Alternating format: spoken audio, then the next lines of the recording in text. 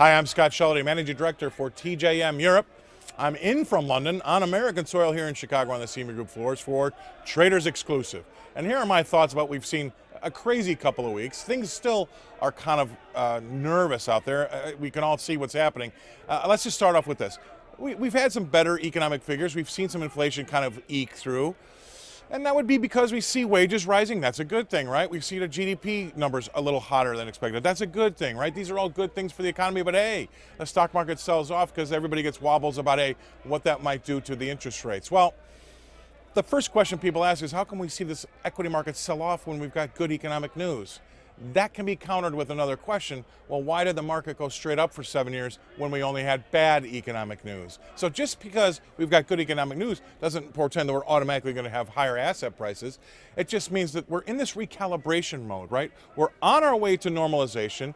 Everybody talks about how we'd like to normalize, get the central banks out of our back pocket and let things trade like they used to trade. I mean, the relationships kind of got out of whack when the central bank was always there to stop the market from going any lower or be buying bonds, artificially keeping interest rates very low.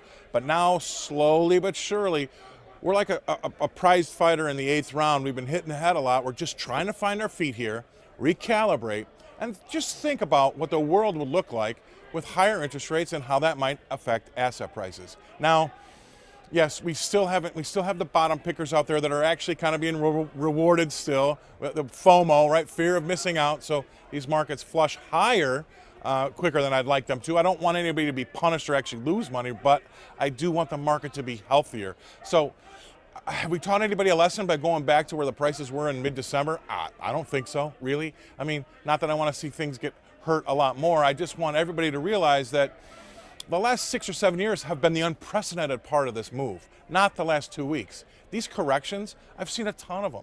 They're normal. But what's not normal is that long, slow, steady climb that we've seen in equity prices, and that's what we have to keep our mind on. That's not the normal part. So again, we're in the recalibrating range right here, chewing things over to see what the world's going to look like with higher interest rates and how that might affect asset prices. But we're on the road to normalization, which we've all been talking about for a long time here. So that's going to be a good thing ultimately in the end. So that's it from me. I'm Scott Shelody, the Managing Director of TJM Europe here in Chicago for Traders Exclusive. Have a good week.